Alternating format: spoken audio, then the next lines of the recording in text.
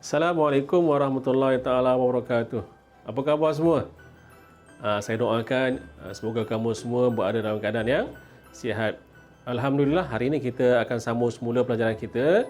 Jadi saya harap kamu semua telah pun bersedia untuk kelas kita pada hari ini.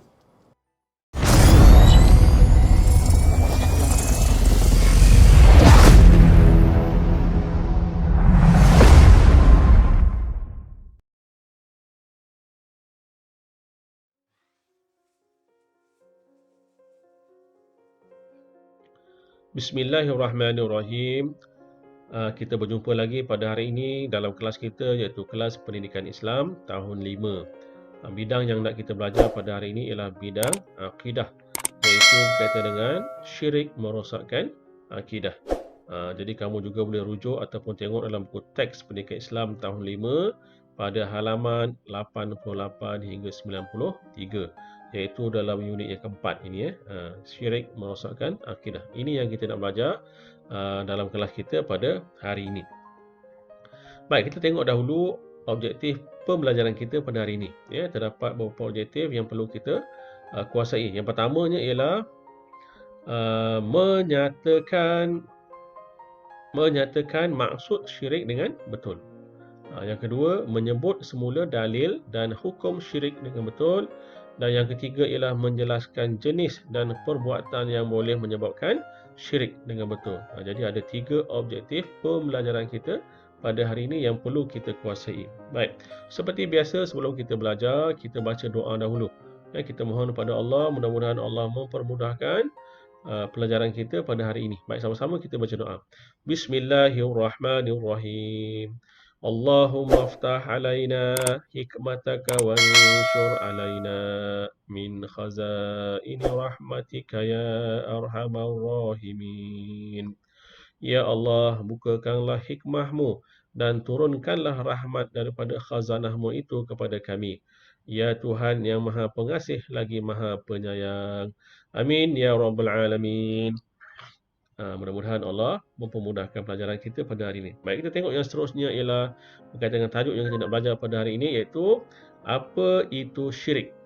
Jadi kita nak tahu pengertian syirik itu apa. Baik, sama-sama kita tengok. Baik, syirik ialah perbuatan menyekutukan Allah dengan sesuatu yang lain. Syirik boleh berlaku sama ada dengan iktikad, perkataan dan perbuatan kita. Ini maksud syirik. Dalam bahasa yang mudah kita faham ialah syirik ini kita menyembah Tuhan selain pada Allah. Jadi syirik itu maksud syirik. Baik, kita tengok yang seterusnya supaya kita lebih faham dengan tajuk pelajaran kita pada hari ini.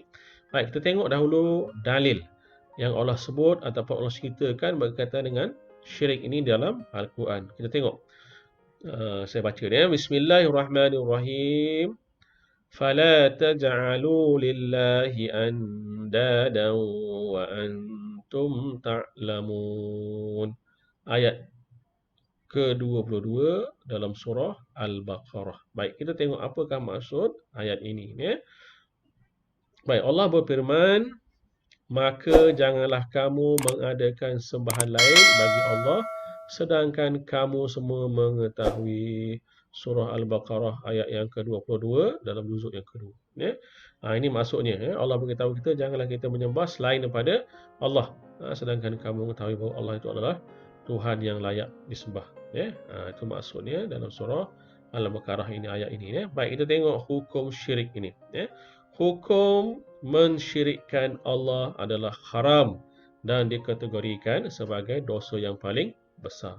Syirik ini ialah dosa yang paling besar kita terhadap Allah kalau kita buat. Jadi syirik ini Allah tidak akan ampunkan dosa orang yang mensyirikkan Allah, melainkan orang itu bertaubat dengan sebenar-benar taubat kepada Allah Subhanahu Wa Taala. Ini berkaitan dengan dalil, maksud ayat ini dan hukum mensyirikkan Allah. Baik, kita tengok yang seterusnya. Baik, jenis syirik. Syirik ini terbagi kepada 2 jenis.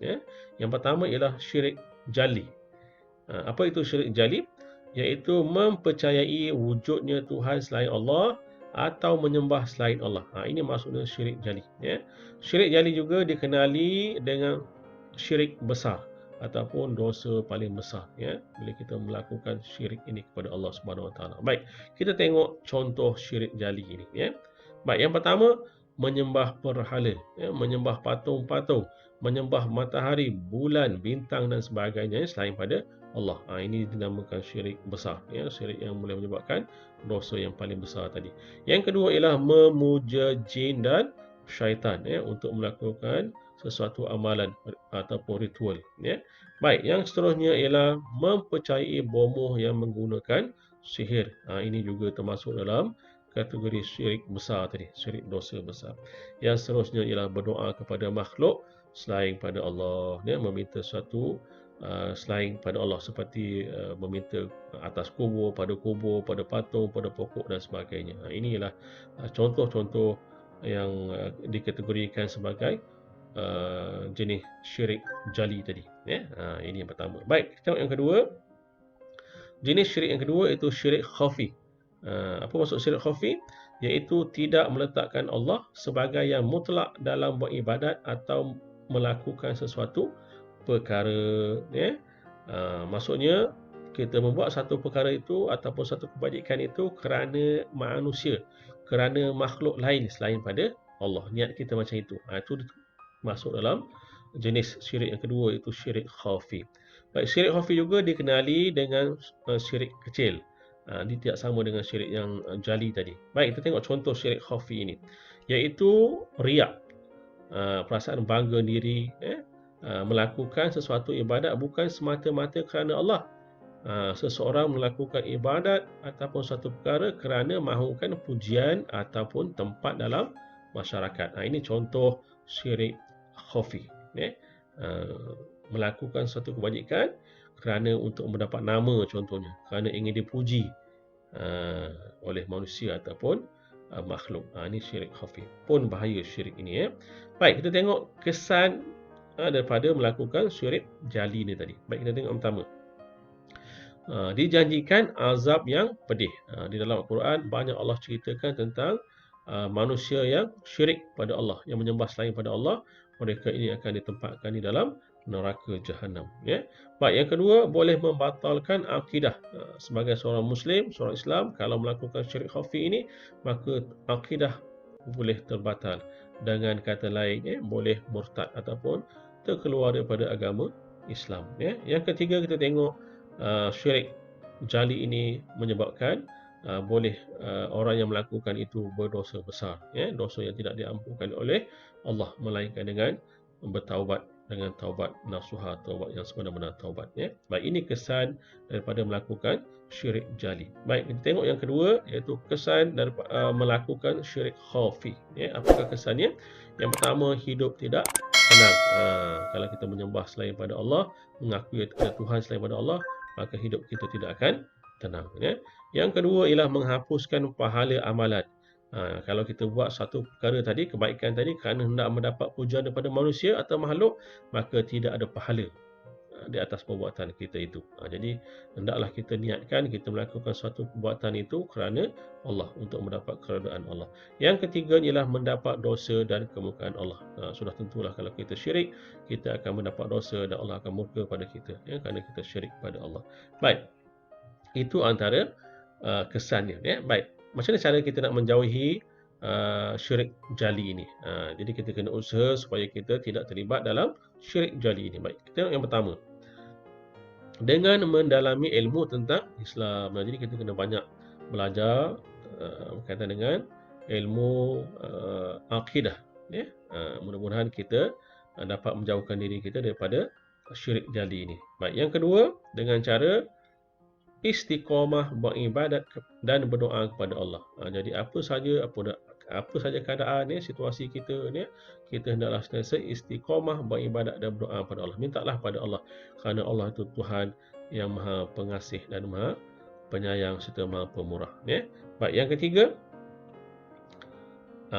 sentiasa mentaati perintah Allah dan Rasul. InsyaAllah kita tidak akan termasuk dalam orang yang melakukan syirik jali, ya, kalau kita sentiasa taat dan patuh pada perintah Allah dan Rasul. Baik, kita tengok yang seterusnya, iaitu cara menjauhi syirik khafi pula macam mana ni.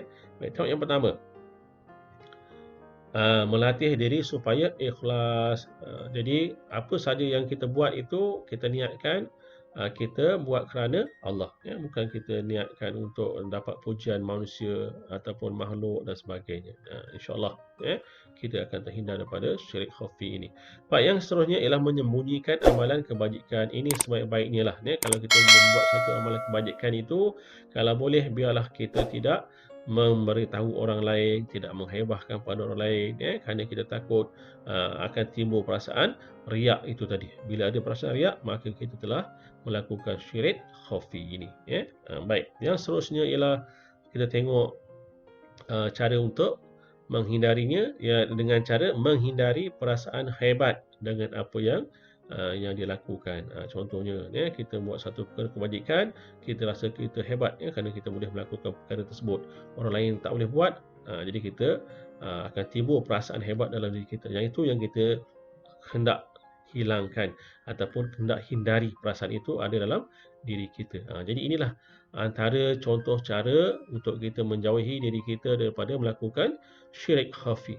Ini 3 contoh, ya. Baik, kita tengok yang seterusnya. Baik, rumusan daripada apa yang kita belajar pada hari ini, iaitu yang pertama, janganlah mensyirikkan Allah, ya. Yang kedua, syirik adalah dosa yang besar. Jadi kalau kita melakukan syirik ini, kita telah melakukan dosa yang besar kepada Allah SWT. Jadi perlulah ataupun mestilah kita bertaubat, ya, supaya kita diampunkan oleh Allah SWT. Yang ketiganya ialah buat sesuatu perkara itu ataupun satu kebajikan itu kerana Allah, niat kerana Allah, bukan kerana untuk mendapat pujian daripada makhluk, daripada manusia dan sebagainya. Itulah pelajaran kita pada hari ini. Saya rasa itu saja, ya. Kita sudahi pelajaran kita pada hari ini dengan bacaan surah Wal Asr dan tasbih kifarah. Bismillahirrahmanirrahim. Wal asr innal insana lafi khusr illa allazina amanu wa amilus solihat wa tawasaw bil haqq wa tawasaw bis sabr. Subhanallah wa bihamdihi, subhanakallahumma wa bihamdika, asyhadu an la ilaha illa anta, astaghfiruka wa atubu ilaih. Alhamdulillah. Sekian, terima kasih. Assalamualaikum warahmatullahi wabarakatuh. InsyaAllah kita akan jumpa lagi.